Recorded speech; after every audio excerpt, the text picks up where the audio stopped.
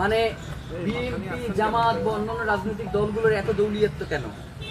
মানে তাদের কি নেতাকর্মীর এত অভাব করছে যে যারা বাংলাদেশের ব্যাংকগুলো লুট করছে, যারা বাংলাদেশের শেয়ার বাজারকে ধ্বংস করে দিয়েছে, এই ধরনের লোকগুলোকে কেন নির্বাচনে নমিনেশন দিয়ে ক্ষমতায় নিয়ে আসতে হবে? আমরা এই রাজনৈতিক দলগুলোর কাছে জানতে চাই। ভাইরা, আমরা ইনকিলাব মঞ্চের পক্ষ থেকে অলরেডি একটা ডাটাবেস তৈরি করেছি যে কোন কোন দলের কোন কোন আসনের কোন কোন প্রার্থীর নামে ইনকিলাবের অভিযোগ এসেছে। আমরা আপনাদের মাধ্যমে সেই আসনের প্রার্থীগুলোর তালিকা একটু আপনাদের সামনে জানাতে চাই।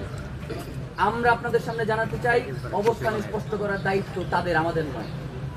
বিএনপির বগুড়া 1 আসন থেকে কাজী রফিকুল ইসলাম, বগুড়া 5 থেকে গোলাম মোহাম্মদ সিরাজ, টাঙ্গাইল 4 থেকে মোহাম্মদ লুৎফুর রহমান, ময়মনসিংহ 5 থেকে মোহাম্মদ জাকির হোসেন, গাজীপুর 4 থেকে শাহ রিয়াজুল হান্নান, মৌলভীবাজার 4 থেকে মোহাম্মদ মুজিবুর রহমান চৌধুরী, কুমিল্লা 7 থেকে রেদওয়ান আহমেদ, কুমিল্লা 9 থেকে মোহাম্মদ আবুল কালাম, চট্টগ্রাম 2 থেকে সারোয়ার আলমগীর, চট্টগ্রাম 4 থেকে মোহাম্মদ আসলাম চৌধুরী, চট্টগ্রাম 6 থেকে গিয়াসউদ্দিন কাদের চৌধুরী, চট্টগ্রাম 16 থেকে মিশকাতুল ইসলাম চৌধুরী, সিলেট 1 থেকে খন্দকার আব্দুল মুক্তাদির, জামাতের ঢাকা 2 থেকে আব্দুল হক স্বতন্ত্র, যশোর 5 থেকে মোহাম্মদ কামরুজ্জামান, ময়মনসিংহ 11 থেকে মোহাম্মদ মোর্শেদ আলম, ব্রাহ্মণবাড়িয়া 5 থেকে কাজী নাজমুল হোসেন, নোয়াখালী 2 থেকে কাজী মোহাম্মদ মফিজুর রহমান, সিলেট 3 থেকে মুস্তাকিম রাজা চৌধুরী, সিলেট 5 থেকে মামুনুর রশিদ, খুলনা 3 আসনের এস.এম. আরিফুর রহমান মিঠু, কিশোরগঞ্জ 3 থেকে এ.কে.এম. আলমগীর, ঢাকা 1 থেকে